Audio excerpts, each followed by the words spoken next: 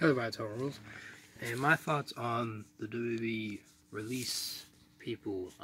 So first two on this list, it says, for me at least, is Carl Anderson and Luke Gallows. They main evented the first night on WrestleMania, the Boneyard match, and then they got released. Hopefully go back to New Japan and do something awesome there. Then we got EC3. And which is weird they put him at number 3 on this list.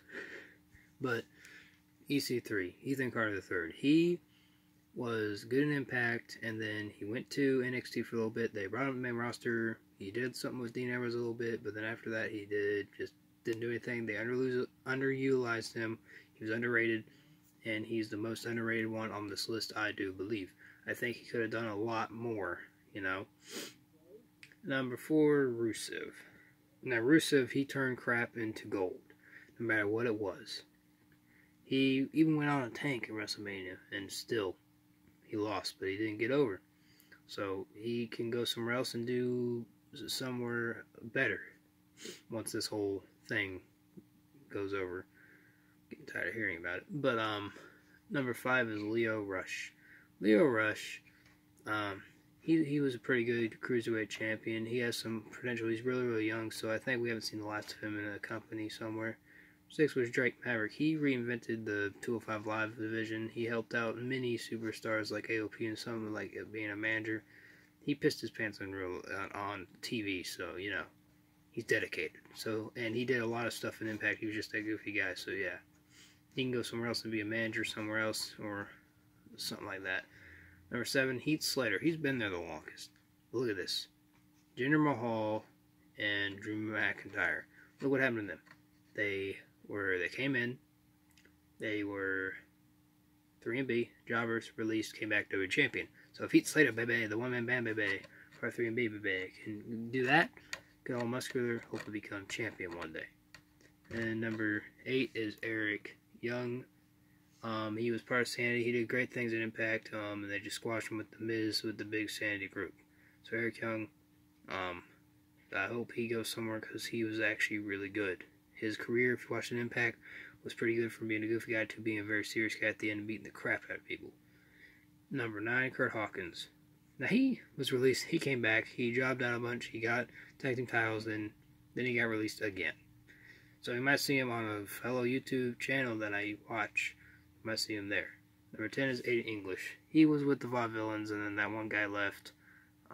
The other Vaudevillain. I forget his name now, but Simon Gotch, but his name is now Simon Grimm. Yeah.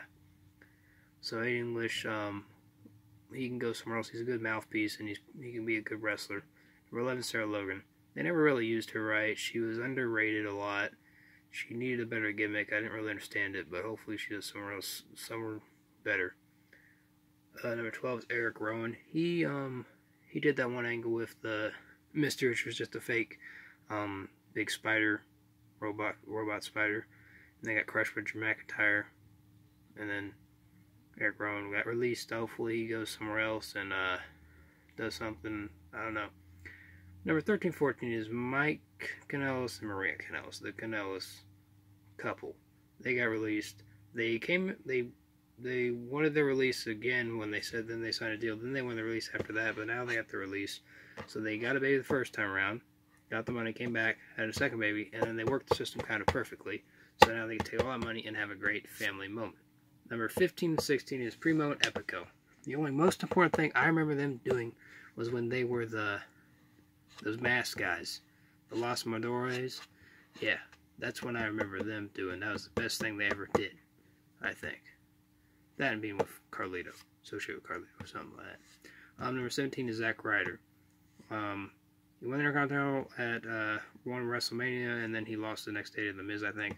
So yeah, he was very underutilized, and Zack Ryder and Kurt Hawkins helped out with their ideas with Mattel ringside to help out make money for the company. So they got released, so they're not going to be helping out anymore, and hopefully they go to somewhere to make better wrestling figures for another company that's making wrestling figures currently right now as we speak. And then we got Jose at number 18, and this sucks. They threw him out for Raw from his hometown to job out to Bobby Lashley, and now he got released on Wednesday. That is just really mean and rude. It's not nice, man. Number 19, Kurt Angle. I mean, he was a backstage role. he's probably making a lot of money. That's probably why they released him. And he's just old. He has a lot of money. Hopefully he goes somewhere else to be a manager or something. Or if not, he can just retire here. But no one ever stays retired in wrestling. Not until they're dead. That's a fact. 20 is Mike, referee since 1989. 31 years after 2 years. And hopefully he goes. Hopefully he just retire. Hopefully he needs to be done. He's real old. But he's probably the most paid one on the show. So they probably hire 3 or 4 more referees to pay them kind of equal amount of pay with how much he was making, like split it 1/4 ways. So yeah, that's probably the reason, or he asked for his release. And I don't know. I don't know the story. I wish I did.